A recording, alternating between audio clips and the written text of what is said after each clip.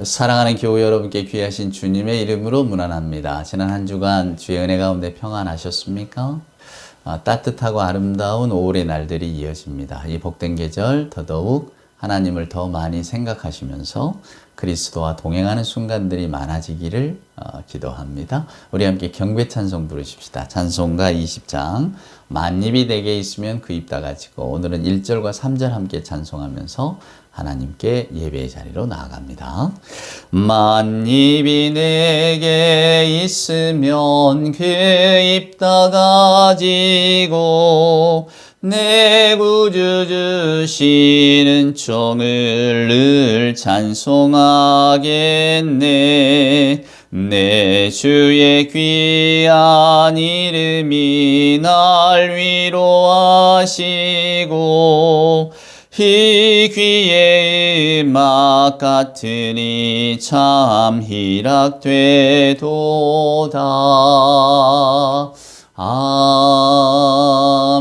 아멘. 사도신경으로 우리들의 신앙을 고백합니다. 전능하사 천지를 만드신 하나님 아버지를 내가 믿사오며 그 외아들 우리 주 예수 그리스도를 믿사오니 이는 성령으로 잉태하사 동정녀 마리아에게 나시고 본디오 빌라도에게 고난을 받으사 십자가에 못 박혀 죽으시고 장사한 지 사흘 만에 죽은 자 가운데서 다시 살아나시며 하늘에 오르사 전능하신 하나님 우편에 앉아 계시다가 저리로서 산자와 죽은 자를 심판하러 오시리라. 성령을 믿사오며 거룩한 공예와 성도가 서로 교통하는 것과 죄를 사하여 주시는 것과 몸이 다시 사는 것과 영원히 사는 것을 믿사옵나이다. 아멘. 성시 교독합니다. 오늘의 성시는 교독문 28번입니다. 우리 한 절씩 28번 교독문 교독합니다. 하나님이여 주는 나의 하나님이시라. 내가 간절히 주를 찾되 물이 없어 마르고 황폐한 땅에서 내 영혼이 주를 갈망하며 내 육체가 주를 앙모하나이다. 내가 주의 권능과 영광을 보기 위하여 이와 같이 성소에서 주를 바라보았나이다. 주의 인자하심이 생명보다 나음으로 내 입술이 주를 찬양할 것이라. 이러므로 나의 평생에 주를 송축하며 주의 이름으로 말미암아 나의 손을 들리이다. 골수와 기름진 것을 먹은과 같이 나의 영혼이 만족할 것이라. 나의 입이 기쁜 입술로 주를 찬송하되 내가 주의 침상에서 주를 기억하며 새벽에 주의 말씀을 작은 소리로 읊조릴 때에 하오리니 주는 나의 도움이 되셨습니다.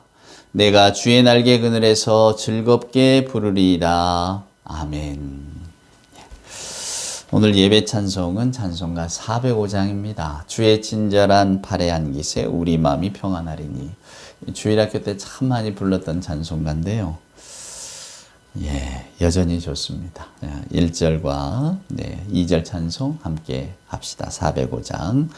주의 친절한 팔에 안기세 우리 마음이 평안하리니 항상 기쁘고 복이 되겠네. 영원하신 팔에 안기세 주의 팔에 그 크신 팔에 안기세 주의 팔에 영원하신 팔에 안기세 날이 갈수록 주의 사랑이 두루 광명하게 비치고 천성 가는 길 편히 가리니 영원하신 팔에 안기세 주의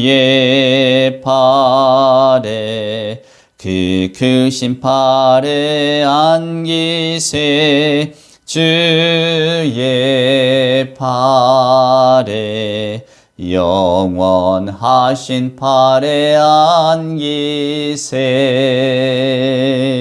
아멘. 기도합시다. 사랑과 은총으로 함께 하시는 아버지 하나님 감사합니다. 이토록 아름다운 계절을 저희 모두에게 허락하시고 복된 계절의 순환 속에서 하나님이 여전히 이 세상 가운데 저희들의 삶 가운데 함께 하시다는 증거를 보여주시니 하나님 감사합니다.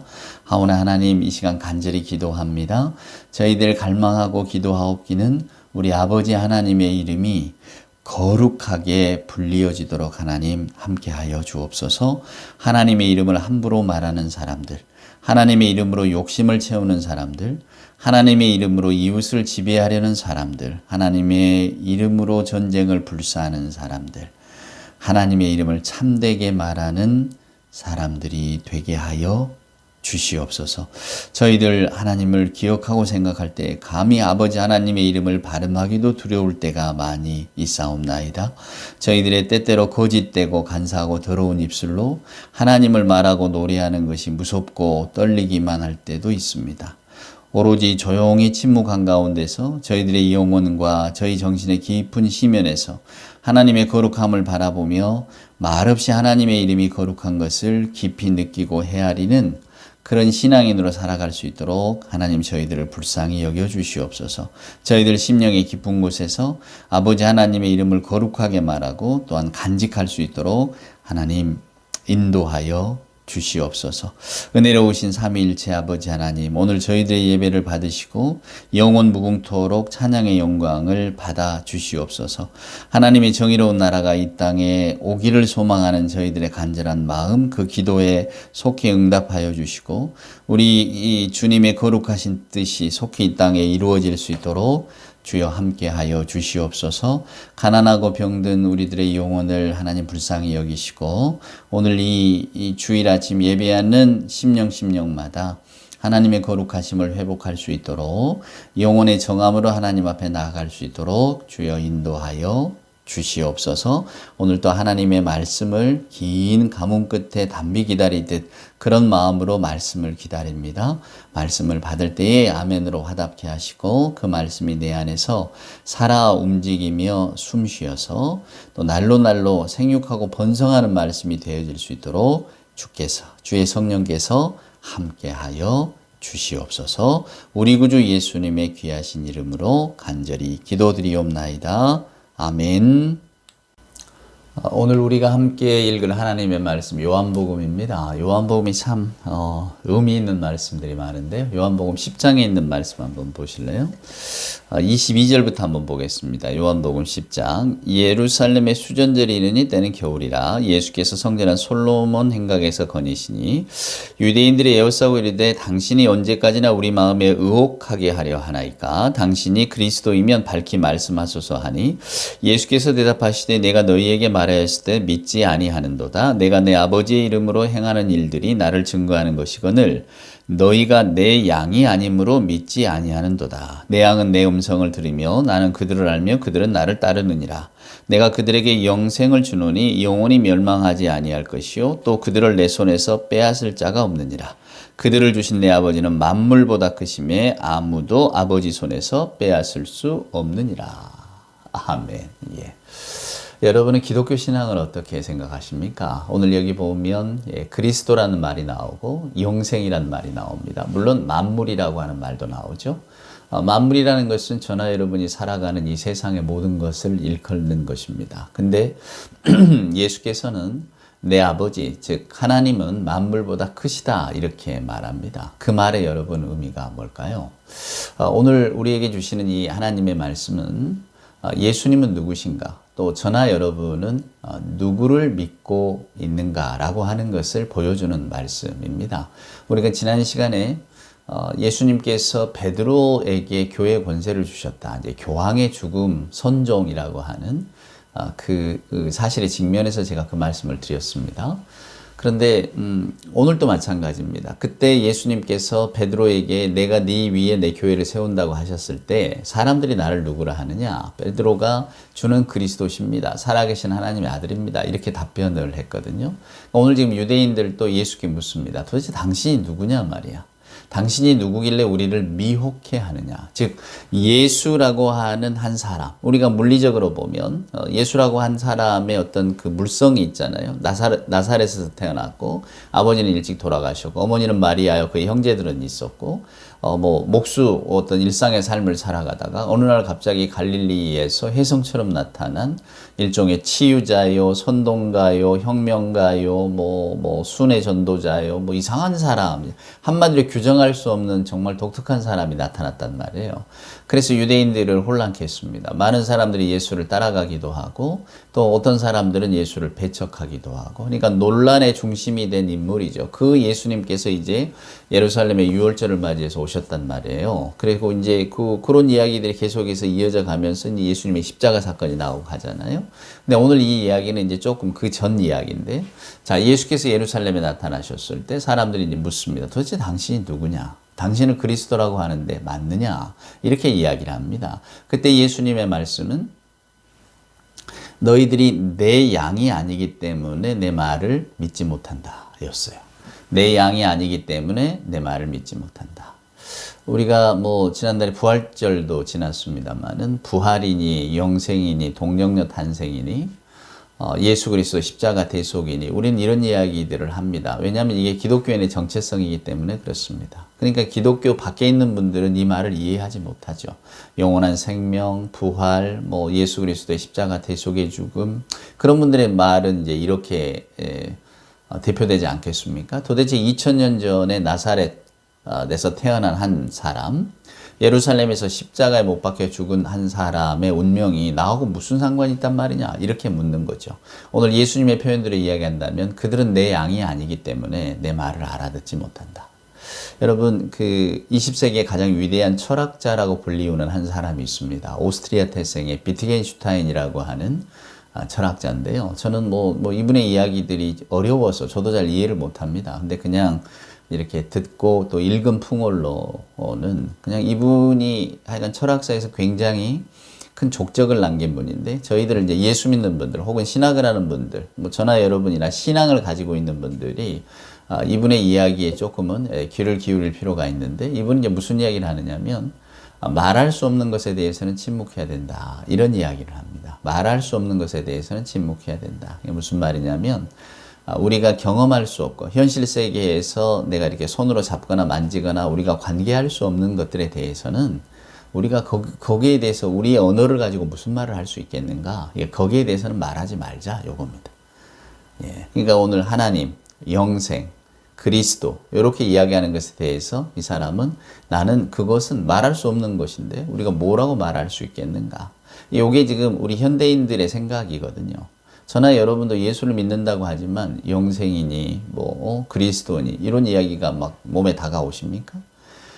경제가 어렵다, 정치가 어렵다, 집값이 어떻다, 월급이 어떻다, 직업이 어떻다, 요즘 절충생 국가라, 아이들이 안 태어난다, 이런 사회적인 것들, 우리가 문제들에 대한 생각들을 하면 확 와닿는단 말이에요. 왜? 우리가 경험하는 것들이니까. 근데 영생이 어떻고 그리스도가 어떻고 대속이 어떻고 하나님의 세계가 어떻다라고 하면 실은 잘 안 다가오잖아요. 우리의 현실이 아니기 때문에 그렇습니다.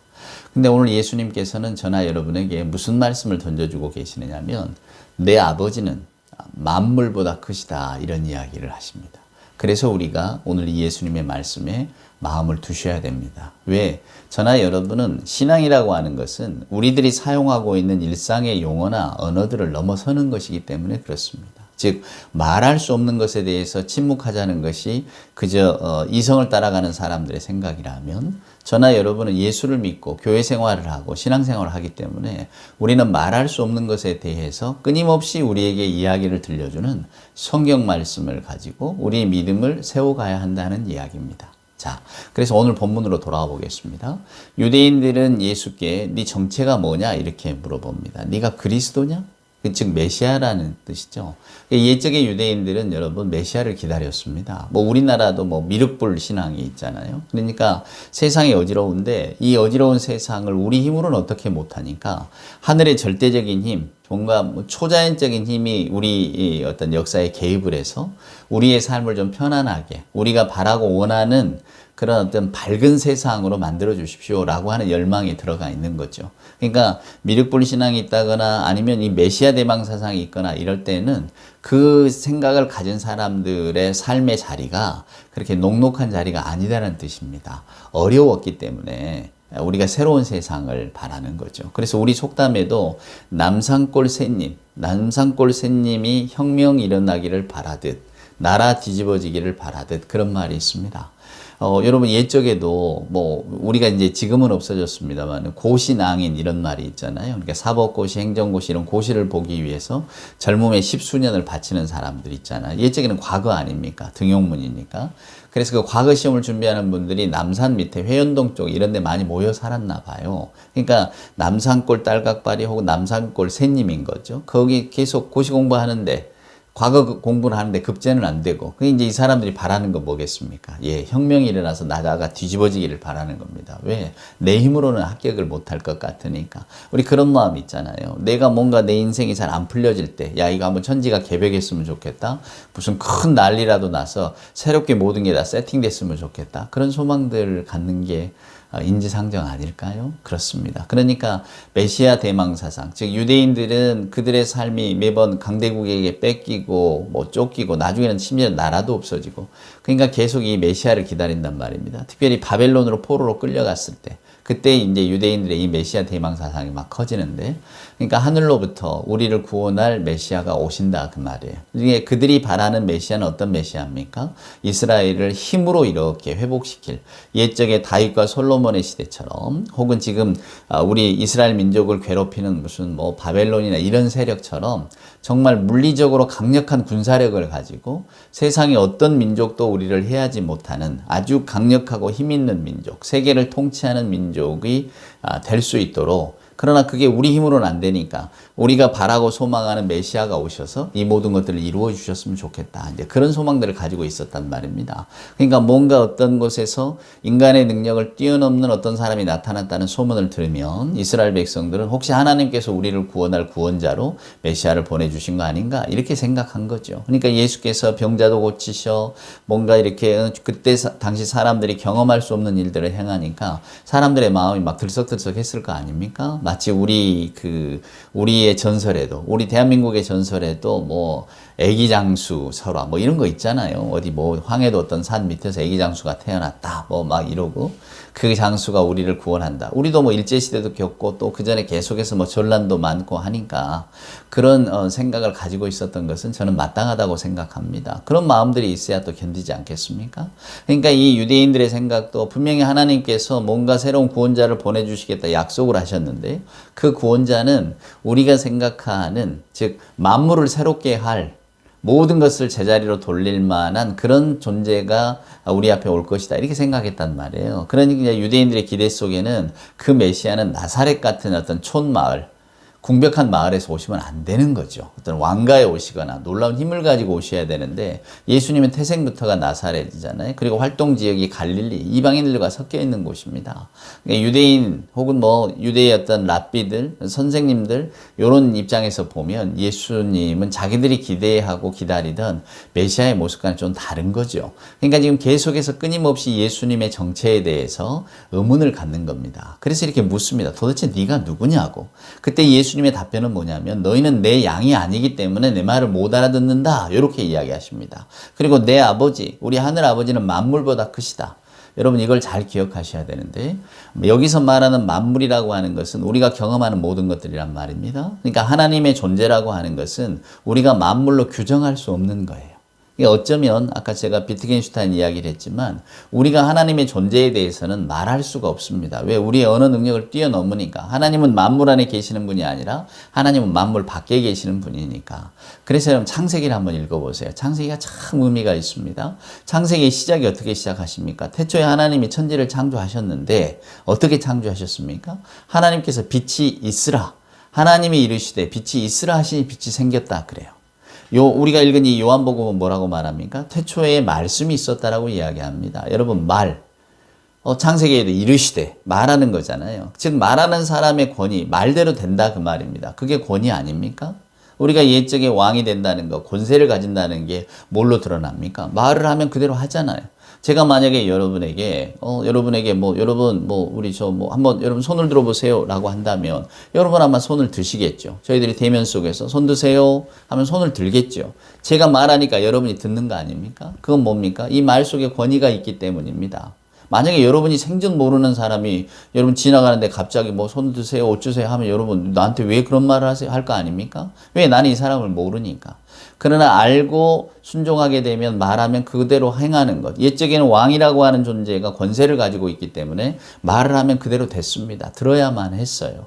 즉 요한복음이나 창세기나 그런 것들을 배경에 깔고 지금 저나 여러분에게 하나님의 이야기를 들려주는 겁니다. 즉 그 말은 뭡니까? 하나님은 말하면 말씀하신 대로 된다는 거예요. 즉 하나님이 그만큼 권능을 가진 분이고 최고의 권위자라는 겁니다. 그러니까 이 세상 누가 만드셨냐고? 이 세상을 누가 주관하시냐고? 그건 하나님이시지. 왜? 하나님은 만물 위에 계시니까. 하나님은 만물로 규정할 수 있는 분이 아니니까. 이게 이 말씀 속에 다 들어가 있는 겁니다.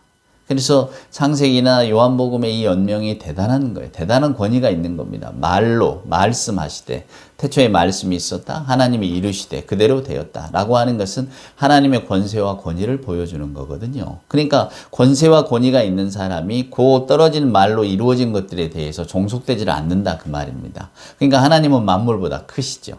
만물로 규정할 수가 없어요. 그러니까 저나 여러분이 그리스도다, 부활이다, 영생이다. 이거 전 잘 모르겠는데요. 제가 경험할 수 없는데요. 경험할 수 없는 걸 우리가 어떻게 인정하고 믿습니까?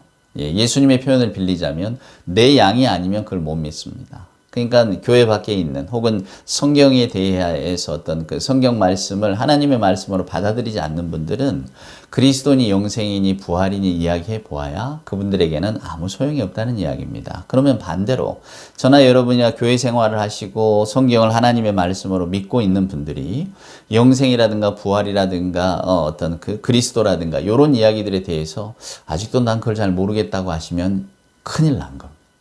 우리는 이미 예수님을 알고 하나님을 알고 하나님의 말씀에 순종한다는 그 마음으로 지금 교회 생활을 하고 있는 거잖아요. 근데 성경이 말하는 영생이 뭔가, 그리스도가 뭔가, 부활 생명이 뭔가에 대해서 아직도 고개가 갸웃갸웃 하신다면, 또 심지어는 나는 그건 잘 모르겠다 이렇게 말씀하신다면 우리의 신앙생활을 근본부터 다시 돌아보셔야 됩니다. 그 그리스 신화에 보면 에리직톤이라는 사람이 나옵니다. 먹는 걸 탐하는 사람이에요. 그래서 이 사람이 뭐든 다 먹어치웁니다. 심지어는 딸까지도 먹어치웁니다. 그게 형벌인 거죠.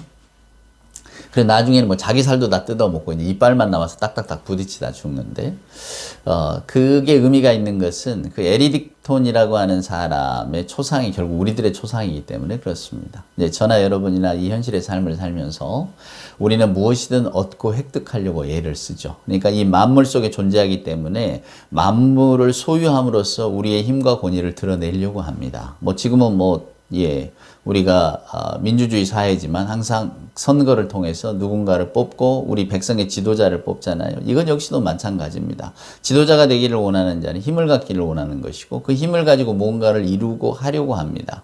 근데 그 힘을 가진 사람은 금방 그 어떤 그 시기가 오면 놓고 싶을까요? 그렇지 않을 겁니다. 에리직톤처럼 계속해서 자기 살을 갉아먹는지도 모르고 탐욕스럽게 얻고자 할 겁니다. 근데 그것이 비단 정치 권력 이런 것만이겠어요? 돈이라고 하는 것. 자본주의 사회에서 돈이라는 게 중요합니다. 가지면 가질수록 이만하면 됐다고 만족하는 사람이 많을까요? 그렇지 않을 겁니다. 가지면 가질수록 더 가지고 싶고 더 소유하고 싶고 그런 마음을 우리는 가질 거예요. 그게 인간의 어떤 보편적인 속성이니까. 그래서 우리는 마치 그리스 신화의 그 에리직톤처럼 계속해서 삼킵니다. 먹어도 허기가 지니까. 그게 우리 인간이 만물 안에서 살아가는 방식이에요. 그래서 우리는 이 만물 속에서 우리는 그 안에 피조물이기 때문에 그냥 그대로 살아갈 수밖에 없는데 오늘 예수님께서는 무슨 말씀을 하시냐면 너희는 내 양이다 이렇게 이야기하세요. 근데 너희는 내 양이다고 할 때에 너희는 분명히 우리죠. 근데 내 양이다. 내가 누구냐 그 말에 그리스도고 하나님이고 만물 위에 계시는 분들이잖아요. 만물보다 크신 분들이잖아요. 그분들이 하시는 말씀, 너희는 내 양이다 라고 이야기할 때에 결국은 내가 그분의 양이 된다는 것은 그분의 영원한 약속과 생명세계 속으로 들어가는 겁니다. 우리들이 보고 있는 이 만물의 세계가 아니라 이 만물의 세계보다 크신 분의 세계로 들어가는 거예요. 그래서 어쩌면 여러분 기독교 신앙이 어려운지도 모릅니다. 왜? 우리가 그냥 손으로 만지거나 경험할 수 있는 어떤 것이 아니기 때문입니다. 철학자의 언어로 빌리면 말할 수 없는 것이기 때문에 결국 그럼 침묵할 수밖에 없는 것이냐? 세상의 만물은 침묵하고 있지만 영원한 세계에 대해서 침묵하잖아요. 부활 생명에 대해서는 말하지 않잖아요. 그러나 저나 여러분은 성경 말씀을 믿기 때문에 우리는 여기에서 말하는 하나님의 세계, 그리스도, 부활, 영생, 여기에 마음을 두고 살아가는 겁니다. 그러면 여기에 마음을 두고 살아가는 자들은 만물이 이루어가는 세상에 대해서 조금은 다른 시선으로 볼 수 있어야 한다는 거죠. 우리가 그 안에 들어가 있으면 그거밖에 안 보이지만 한 발짝 떨어지면 또 다른 세계가 보이지 않습니까? 자, 여러분 한번 보세요. 지금 세계는 전쟁이 끊이지 않습니다. 엊그제는 인도 파키스탄이 또 전쟁이 났잖아요. 역사적으로 보면 그 분쟁의 소지가 많습니다. 근데 중요한 건 둘 다, 인도나 파키스탄이나 둘 다 핵을 가지고 있단 말이에요. 큰 사건이죠. 그러면 또 어떻습니까? 또 러시아 우크라이나 사태 아직 해결 안 됐잖아요. 또 이스라엘 가자도 어제 오늘 막 계속해서 또 서로 폭격하고 이러더라고요.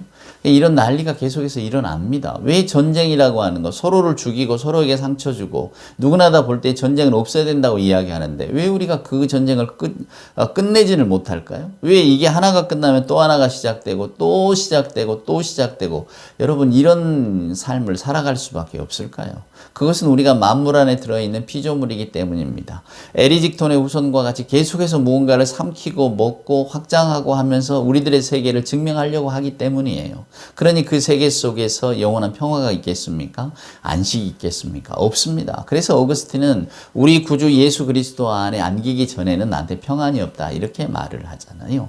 오늘 제가 여러분께 드리고 싶은 말씀은 이겁니다. 자, 만물이 너무 아름다운 5월입니다. 계절의 여왕이라고 하지 않습니까? 지금 물론 좀 지구가 뜨거워져서 아름다운 꽃들이 4월에 다 피어버립니다만은 그래서 어쩌면 만물의 여왕이 계절의 여왕이 4월로 갈지도 모르지만 어찌됐건 5월은 참 아름다운 계절입니다. 저도 5월 아침이면 감탄하는 순간들이 많거든요. 날도 따뜻하고 활동하기 좋고 아직 여기저기에 그 예쁜 꽃들이 피어있고 참 좋은 계절입니다.